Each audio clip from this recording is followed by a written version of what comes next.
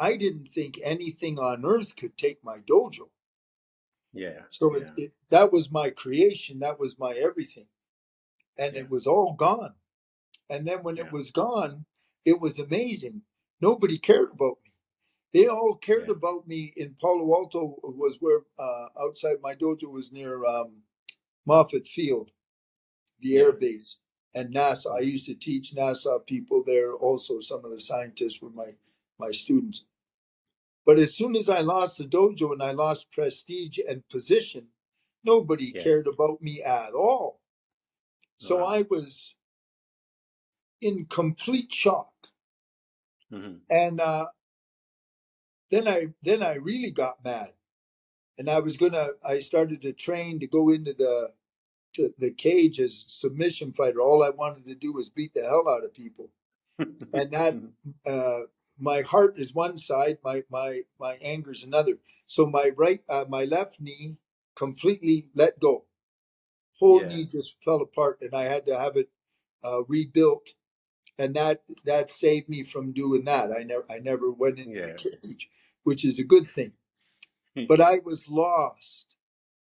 I was Yeah. completely in shock. I was homeless, reduced to a zero. I used to be, everyone called me sensei. I was the instructor to the SWAT team. A lot of the SWAT members of SWAT in Palo Alto police force. And all of a Mm-hmm. sudden I was a zero and I was in complete shock, folks. So what happened was I lost my way.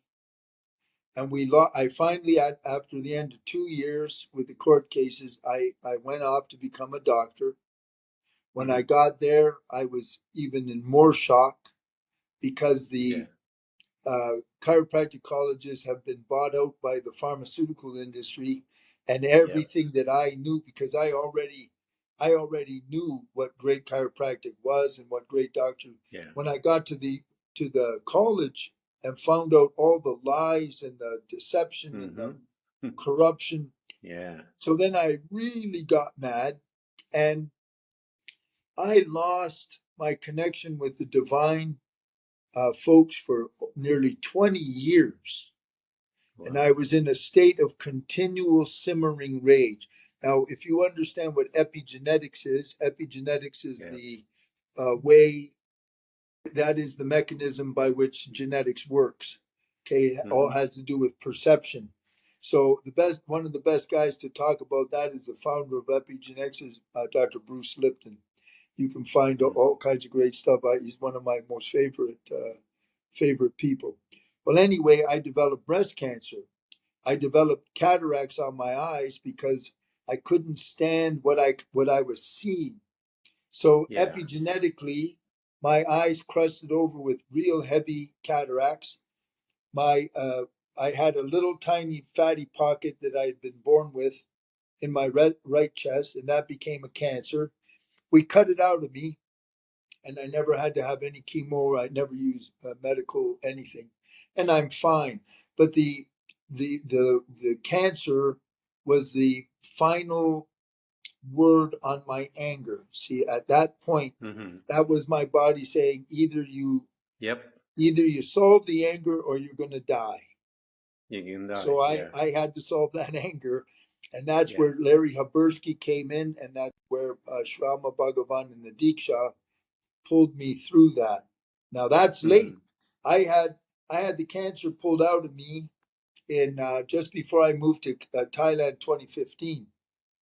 Wow. So I want you to understand that the process you're listening to goes over decades. Yeah. It goes Yeah. over decades, and I'm applying myself and studying and learning all through. Yeah. But I refound the divine, and my rekindled me into the Dharma Yeah. when I was studying Reiki in Atlanta, Georgia. So we moved. Tammy and I moved to Atlanta, Georgia in 2007. I met Larry Haberski in 2008, and I met this great Reiki master who became real close with me. I don't know, maybe 2010, something like that. Mm-hmm. And one day he bought a new house. and he invited me over, and he took me upstairs, and he was a student of the Dalai Lama and Yeah. of Tibetan Buddhism. I walked into that room. He had this prayer room, and it reconnected me. But it had Wow. been nearly 20 years Yeah. of being lost, angry, and can't understand why things are the way that it was just all of a sudden the connection came, Mm-hmm. and when from that moment happened, everything started to make the shift so that I am who I am now and here.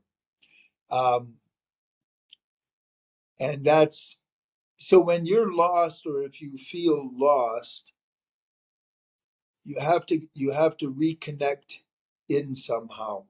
And Yeah.